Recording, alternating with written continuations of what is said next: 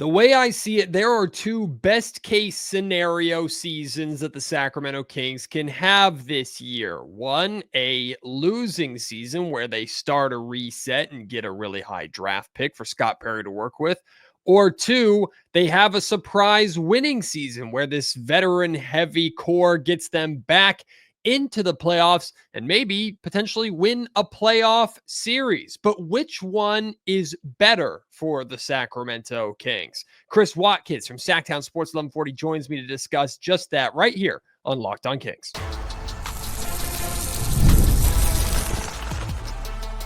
You are Locked On Kings, your daily Sacramento Kings podcast, part of the Locked On Podcast Network, your team every day. And now, ladies and gentlemen, it is that time for another episode of Locked On Kings. Hello and welcome into Locked On Kings, your podcast hub for Sacramento Kings coverage all off-season long. Today's episode is brought to you by Monarch Money. Take control of your finances with Monarch Money. Use code LOCKEDONNBA at monarchmoney.com for 50% off of your first year. My name is Matt George. I have the privilege of being your host here. I'm a Sacramento sports anchor and reporter for ABC 10 News, and there's some new information about the Jonathan Kuminga situation. Mark Spears saying that Kuminga wants to come to Sacramento. I think that's kind of been hinted at, but Mark saying it directly. Kuminga also turning down another contract offer from the Golden State Warriors and putting out on social media, I'm betting on myself and all that. We've talked about Jonathan Kuminga so much, and that's not what we're really getting to at all in this conversation with Chris Watkins. So I'm going to put that on hold.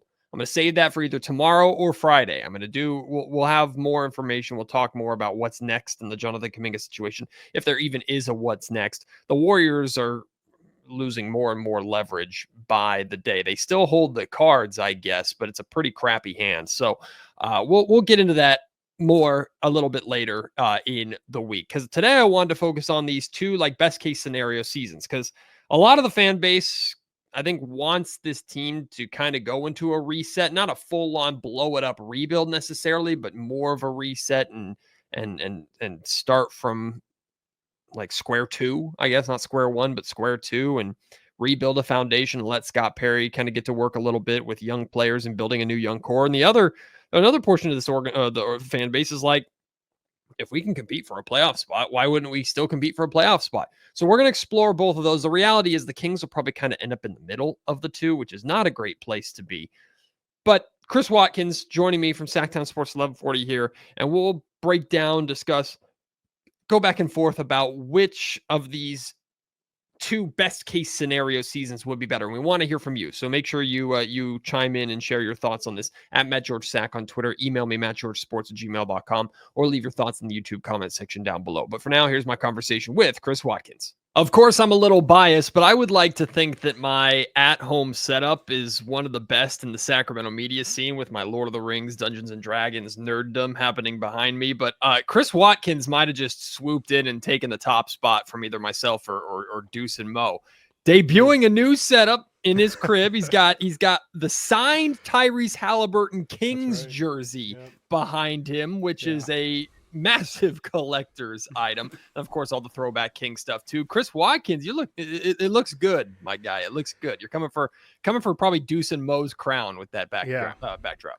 Yeah, no, I mean, I would like to thank you a little bit. I did consult you a tad bit in the pre-setup of everything, and I think I asked Deuce a little bit about how they do their setup, but yeah, I mean, I just figured it was definitely time for a little bit of a switch up, and there's an undisclosed jersey up here too that maybe someday I'll reveal, but that one's the real treasure. If you know, you know. But yeah, thanks, man. I appreciate it, and hopefully I can show it off a little bit more. I'm planning to do more content this year in general, and so hopefully I can get some use out of this, and I appreciate you using your massive platform to essentially let me test case my setup. I feels like a privilege. Chris asked for advice for what to do in the backdrop, and I was like, more Lord of the Rings, like get some Lord of the Rings posters and stuff back there. Well, he didn't follow that advice. He didn't follow that advice, but it looks clean, my friend. But let's talk about what I want to focus on this podcast today, amongst other things, is Like, I feel like there's two routes of best case scenario seasons that the Kings could have this year. And part of the fan base wants one, part of the fan base wants another. And the reality is the Kings are probably going to end up smack dab in the middle of the two, which is not very good. But the two kind of seasons that I would consider best case scenario, and I'm opening this up to the comment section too, for those of you to pick which one you would prefer, which one you think would be better for the Sacramento Kings long term. There's the winning season where a year of Dennis Schroeder and DeMar DeRozan and Zach LaVine under head coach Doug Christie, they, let's say, win a 6th seed, they make it to the playoffs, are competitive in a playoff series, and essentially have the same level of season that the Kings had, Beam Team 1 had a handful of years ago. Maybe not the 3rd seed in that sense, but a similar record and actually making it to the playoffs.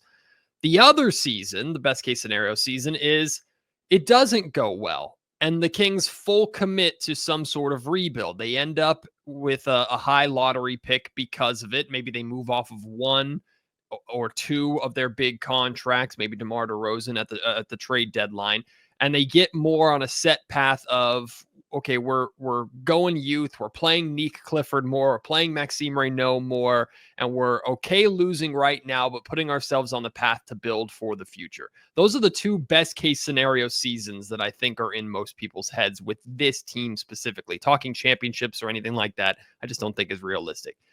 Out of those two, I mean, there's pros and cons on each one. Chris, do you lean any sort of way out of those two?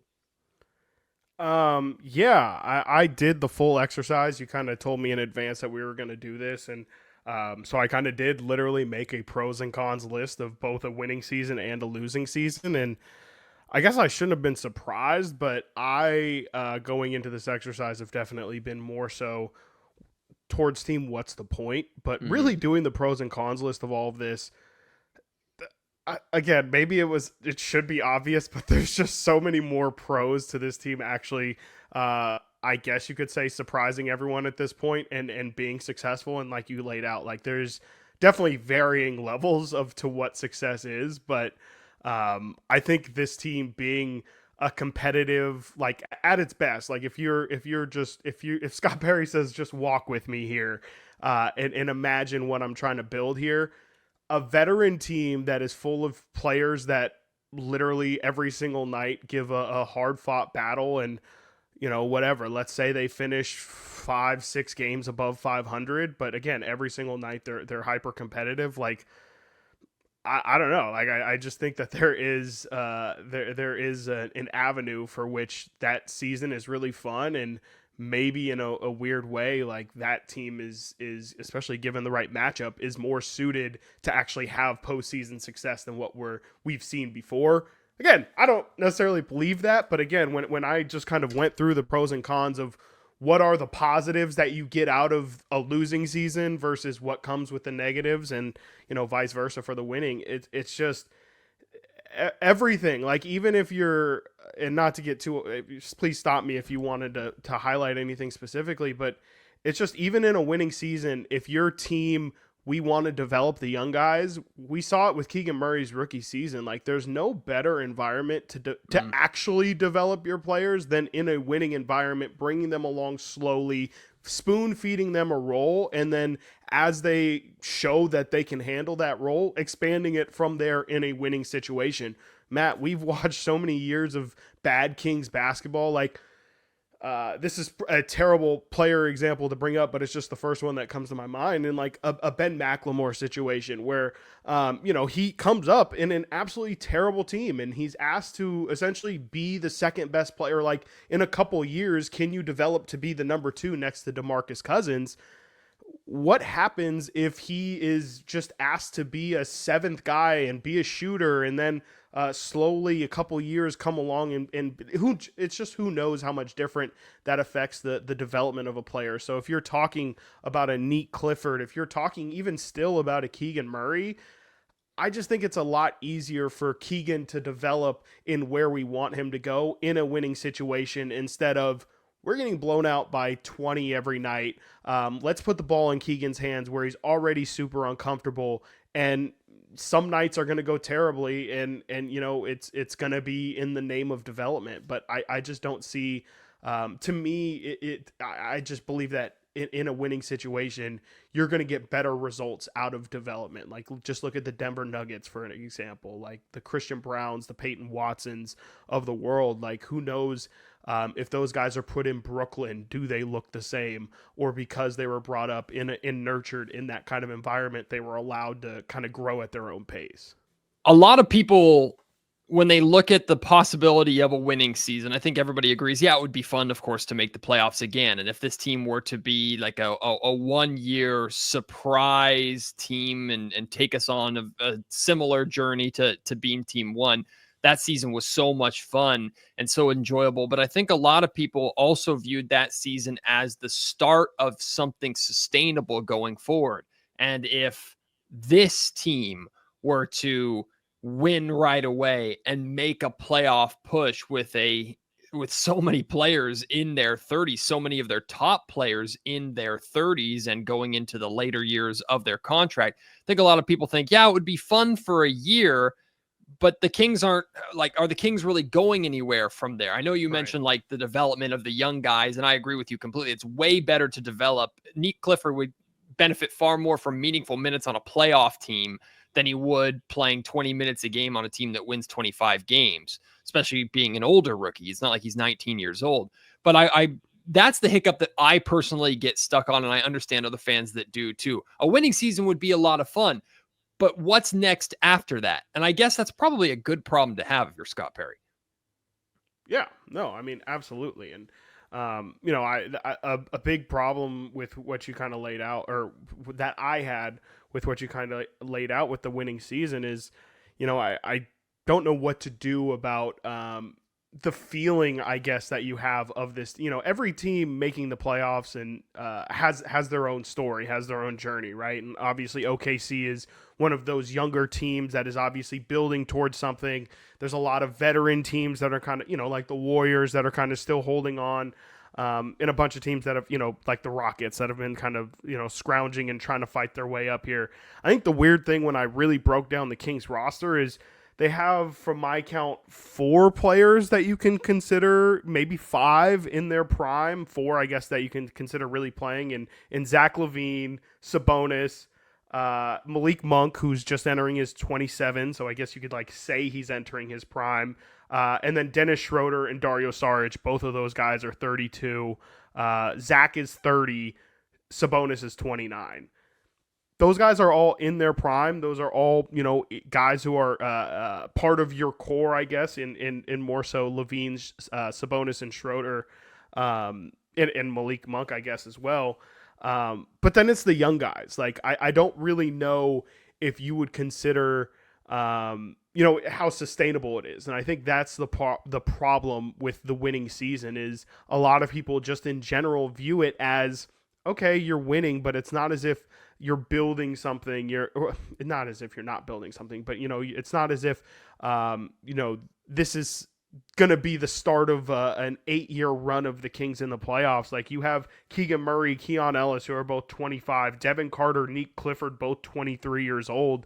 I don't think that it feels like these guys are about to pass the torch to those. I don't know. It would just feel like a very lameless playoff team, I think, is more so where I'm getting at. And I think that's the problem with the team being, or with why a lot of the fan base maybe isn't rooting for the team's success, even though it would be great. I just think a lot of people say, well, what is the point? DeMar DeRozan is one of our better players. If they sign Russell Westbrook, like, you know, those are 2 guys who are over 35 that are, you know, probably going to be key contributors. And I just don't know really what the value beside, a lot of people would see what the value is besides, you know, maybe like I said earlier, the young guys kind of developing.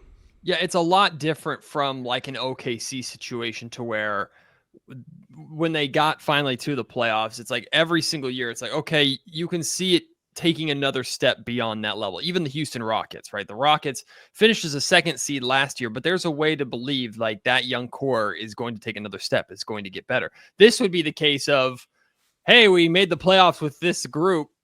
can we even do it again? Like, can we, Right. like, the best case scenario might be just repeating it, but also like how the Kings win, I think is important too. Like, are the Kings winning because DeRozan and Levine and Sabonis figure out how to work together and all three score 20 points per game?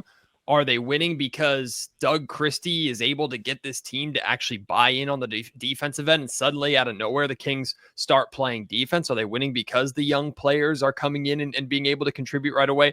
Of course, that's important too. But like, I think we all agree that if the Kings are going to have a winning season right now, more likely than not, it's just because they're outscoring everybody, and Zach LaVine is probably replicating the scoring numbers, and DeMar DeRozan is replicating the scoring numbers that they did last season.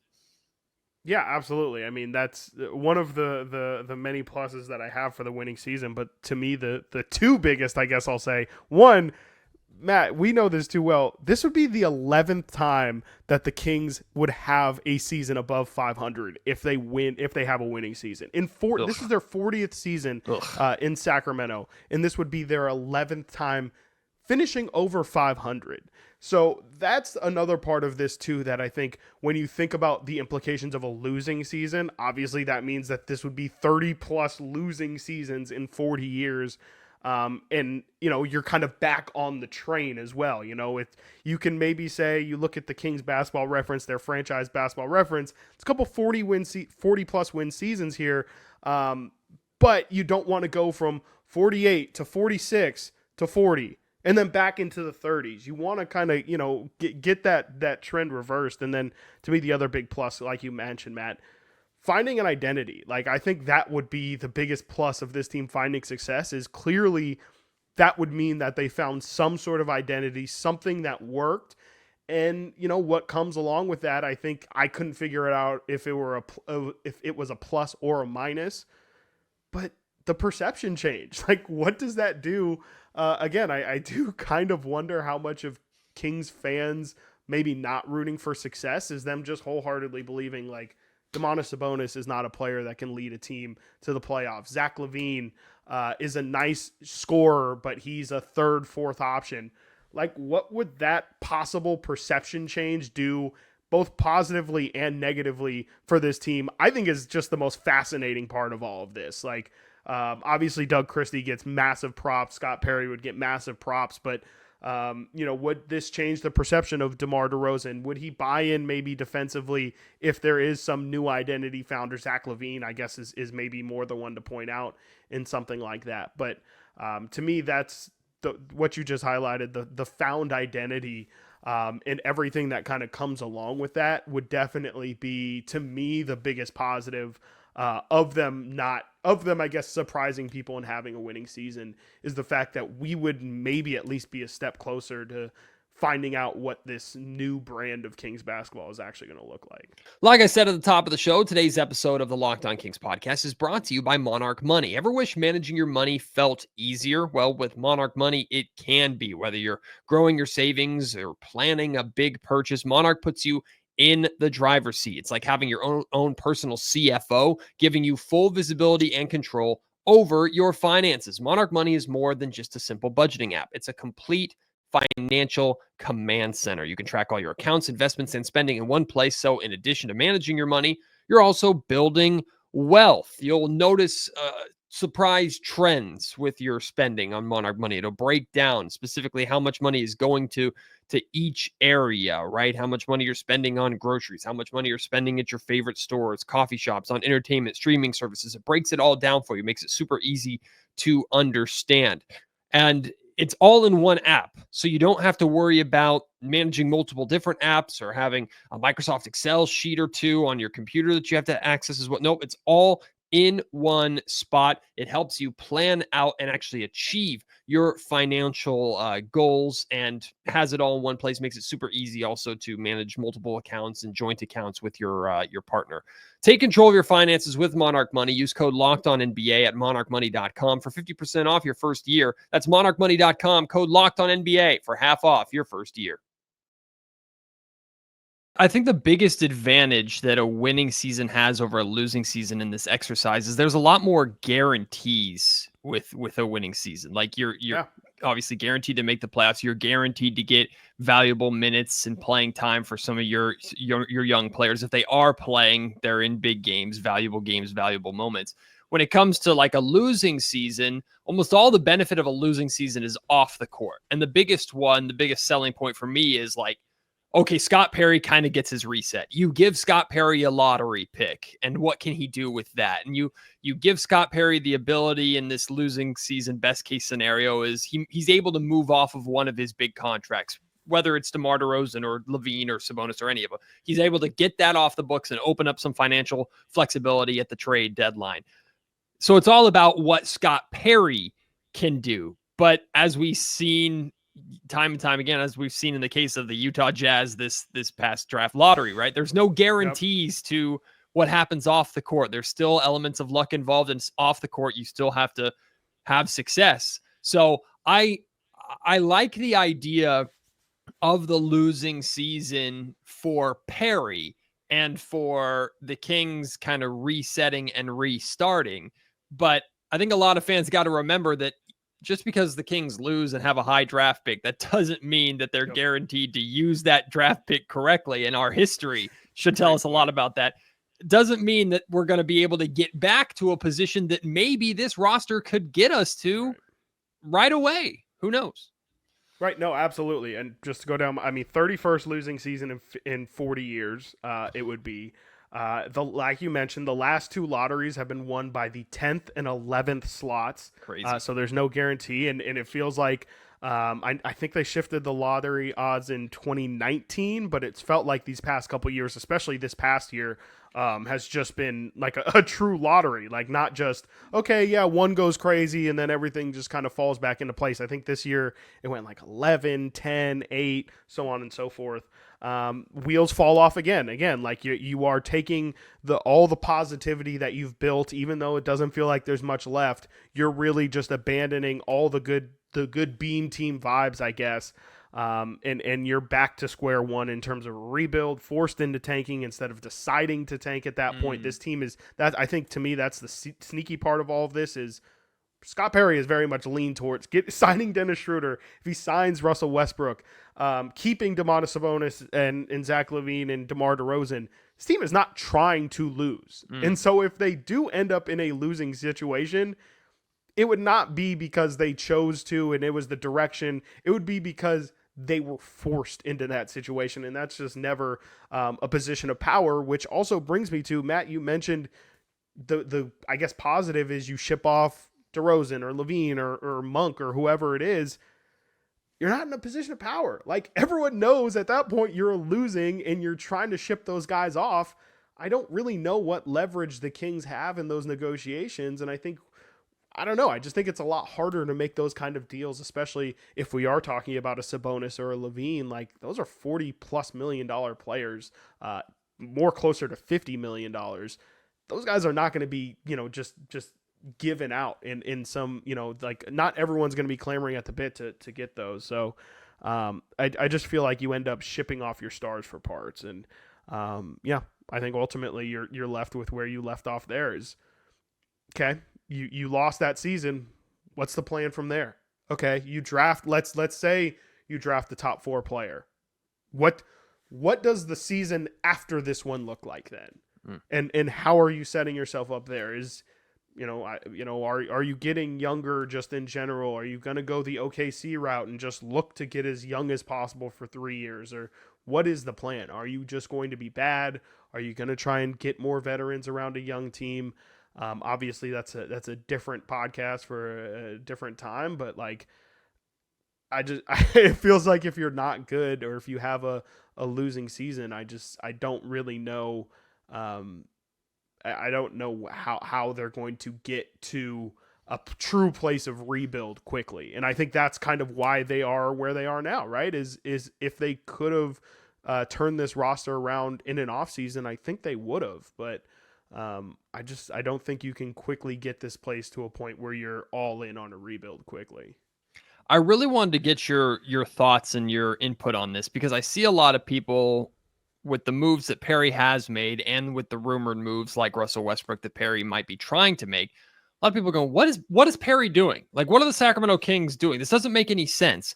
And I've been fortunate enough to have conversations with Scott Perry, but I've never asked him directly, nor would he ever tell me this is what my plan is. But I'm trying to put like what makes sense to me based off of the moves that he's making and the words that he said, both publicly and privately. What makes the most sense to me is this idea of a 2-year plan, a 2-year plan that he, quite frankly, was kind of forced into because he inherited a team with the Zach LaVine contract, with the DeMar DeRozan contract, with the Domantas Sabonis contract. And he's aware that at least 2 out of the 3 of those are going to be very, very difficult to move, at least short term, at least right now. Right. So the addition of Dennis Schroeder, going for these older veterans, you're 100% right in what you said. You're putting this team together not to lose. You're putting this team together to win now. Again, I think Perry is kind of forced into this position. I'm wondering, like, to me, what makes sense is a 2-year plan, which is over the next 2 years, I'm stuck with these contracts. I'm going to do everything in my power to win over these next 2 years without completely mortgaging my future or going into the luxury tax or doing anything unnecessary for a group that I don't even fully believe can take me to the promised land. I don't think Perry is naive and believes that this team is a piece away from the championship. They're not. Maybe they could surprise us, but realistically, I don't think anybody expects that with this roster. Perry knows that better than all of us do, but he's still stuck with them, and he is not going to have a very good time telling DeRozan or LaVine or Sabonis, hey, we're not going to play you, and you're just going to sit on the bench and count your money so that we can play Nick Clifford and Maxime Reynaud and whatever. It's just not happening, right? So what, to me, the next 2 years are about trying to be as competitive as possible while developing the young players that you do have, like Keegan, like Maxime. And I don't think having the veterans hinders their development that much, especially if they can get meaningful minutes. Not doing anything silly or stupid at a trade deadline or anything like that to mortgage your future, to go all in with this group. And then over these next 2 years, acquiring assets that you believe do fit more of the long-term picture when you can.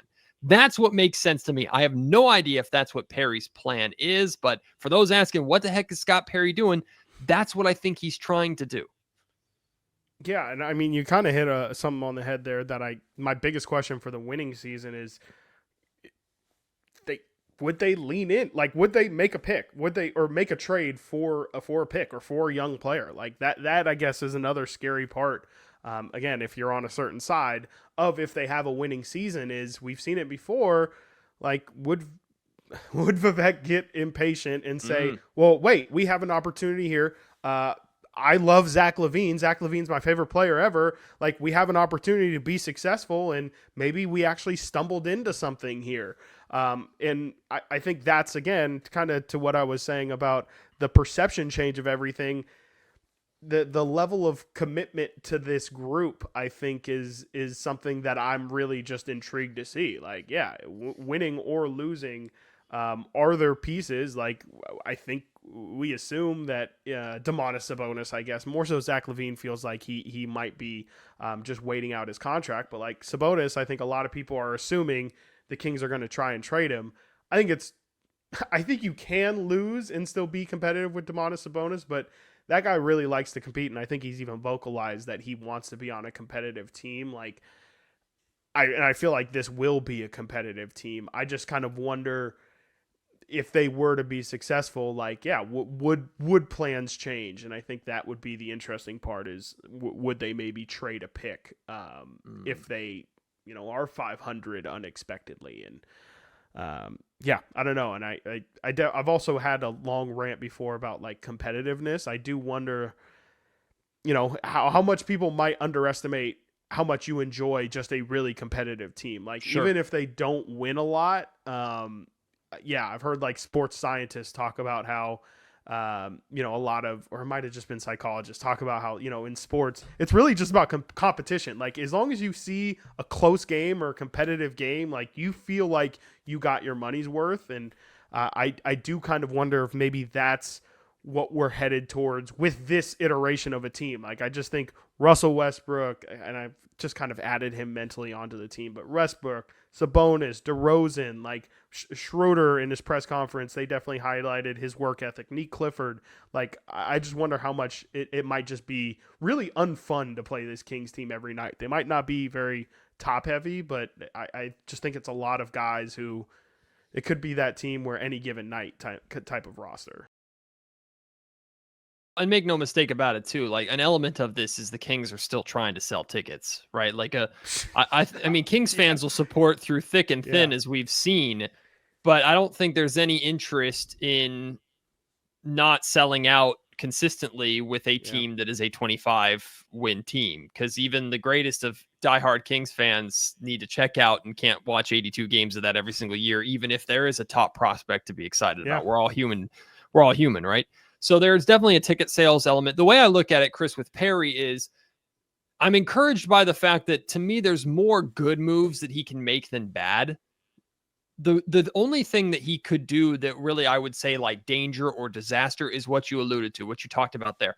Trading a draft pick or mortgaging your future to go all in with this group, or extending, like when we heard those rumors and those conversations of an extension for Zach LaVine, like that to me was warning, red flag, because that does not sound like something a smart general manager would do with this group. Now, again, this Kings team could stun us, and they're 10 or 15 games above 500 at the trade deadline. And maybe now you and I are a little more willing to see them make a swing because things have just clicked and are working, and there's a real championship window opening up, and maybe the West is weaker than we thought.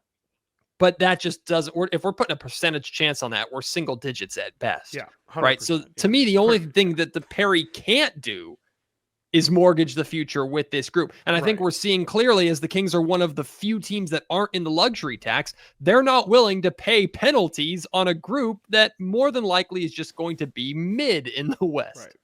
Right. No, absolutely. I mean, I think it's I think it's really tough, and I feel like that's kind of where we're heading here. Is I don't know. Yeah.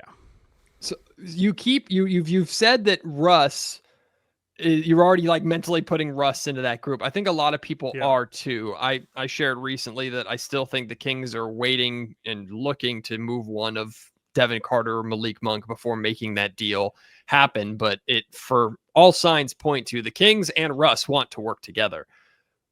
Forget who, like the trade and how they would make it happen, or forget the process of bringing Russ to Sacramento. If Russell Westbrook is in a Kings jersey, does it feel the same as like Vince Carter in a Kings jersey a couple years ago and how much fun that was? Or is it different to you? Like, how do you feel about Russell Westbrook playing for the Sacramento Kings, how he can help make this team more competitive, more entertaining, but also if Perry's all about building a culture for the future, how Russ fits into building that culture? Yeah, I think the Vince Carter example is probably the best one. Yeah, when you mentioned kind of that they're trying to sell tickets, I immediately thought they're trying to sell jerseys too, and you still see a lot of Vince Carter jerseys out there in the wild. And it would feel a little bit like that. But again, I do think that there is an element of let's just get a bunch of SOBs, man. Like, I really kind of feel like that's if I had to give some consistency to the guys that Scott Perry seems to be bringing in, it's guys who work really hard and guys who literally every single day are putting in work. And I know that's a little bit of a cliche, especially in the NBA. Oh, you can't get him out of the gym. And, he brings his lunch pail and he shows up every day and competes. But to me, I think that's the only logical thing that makes sense. Like, again, we've kind of talked about how this team is in a little bit of a limbo phase.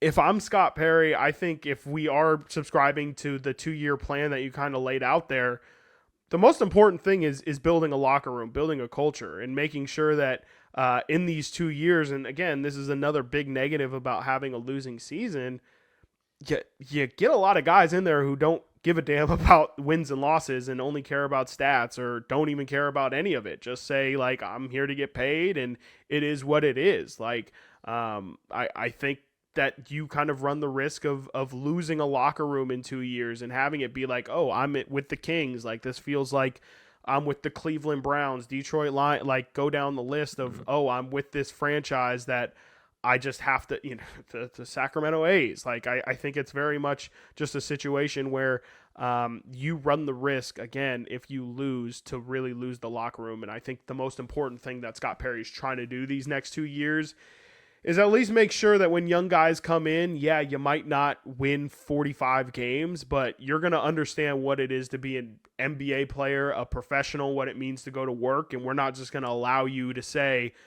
I'm in Sacramento, no one's watching me, my career doesn't really matter, like I can get stats and get off the team when I hit free agency, or I just don't really have to put in work and I'll just let my career fail because I don't know any better, I don't have anyone teaching me. And again, it's not like the Kings rookies seem or young guys seem like they have that attitude, but you just want to make sure that you have a locker room that reinforces that. And not to bring it back to Mike Brown days, but how many times did Mike Brown have to talk about like my voice gets stale at some point, it needs to come from within the locker room. I think these are the kind of guys where we don't have to question who's going to be the voice in the locker room. Is De'Aaron Fox the leader of the locker room? Does Domantas Sabonis need to speak more? Does DeRozan need to speak? Like, we have DeRozan, if you have Westbrook, if you have Schroeder, I'm sure Zach LaVine at age 30 and getting paid the most on the team is going to have some thoughts. Like, I just feel like you're getting a lot of guys, and there's definitely could be potential friction in that as well. But I think you're getting a lot of guys who are at least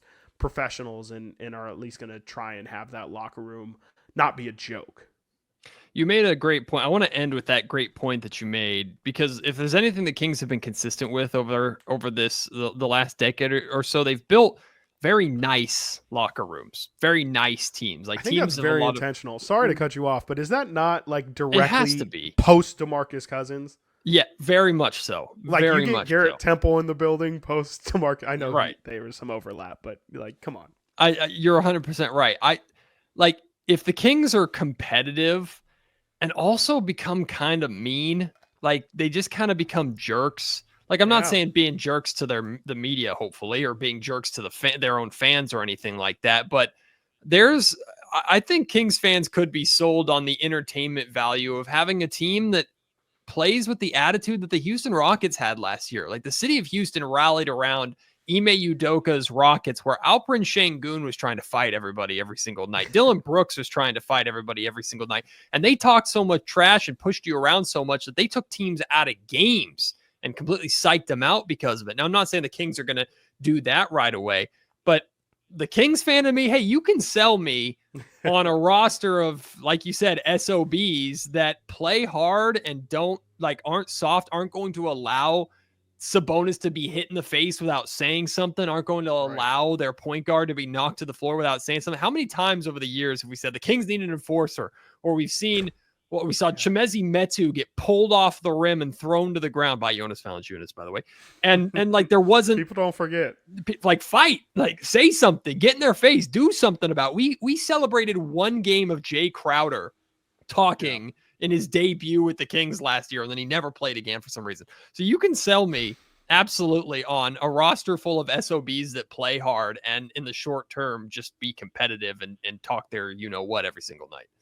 Yeah, and shout out to, I guess, former Sacramento King Trey Lyles, who I haven't forgotten fought Brook Lopez and Giannis, got him and was like the throat. only person who was willing to fight Brook. To be fair, you probably shouldn't fight Brook Lopez and Giannis. It's a lethal tag team, but I mean, I 100% agree. And Matt, like, it's just 100% fact that the Kings have never, ever, especially in my lifetime, maybe in the 80s it was different, but in early 90s, but they've never had a team like that. They have never had a team of just, my mind goes further back. I go, the Bad Boys Pistons. I go, can they have even like the 03 Pistons? Like, can they kind of bring that Memphis Grizzlies edge? I think even the Oklahoma City Thunder, on their come up, they had a little bit of of edge to them. They played really physical, and I think that's the thing that we just haven't seen, to your point, like an enforcer. Dylan Cardwell calls himself the Quincy Acey of the Summer League team, and people are like, oh my God, sign this guy immediately. Like, so I think that just really shows, like, again, I think this team has lacked toughness, and I think it would be just a different style of basketball. Like, forget even the toughness part of it. Like, if this team, and granted, maybe with the personnel it's not possible, but if we're talking about a team that maybe is a little bit in that, if this team is a little bit more defensively minded than offensively minded, I can't even think of the last Kings team that had that personality. You know, they've always leaned so far into the offensive end, even of course in their glory days, which people do forget they were a good defense at that time, but of course offense first. I just think it would be such an interesting experiment, I guess, to your point of for the fan base. Like, I think you might actually really enjoy it. It would be ugly. It would not be what you're accustomed to, but and again, I don't think the personnel really leads it to actually happen, but it does feel like there's going to be some weird crossover of this team is going to be tough and have an edge to it, but they're also going to be obviously incredibly offensive minded. Usually, obviously, it kind of goes more so with the defensive end. Yeah, I've seen a lot of people, national media members, saying they're very intrigued with the Sacramento Kings, which I don't necessarily think is a good thing.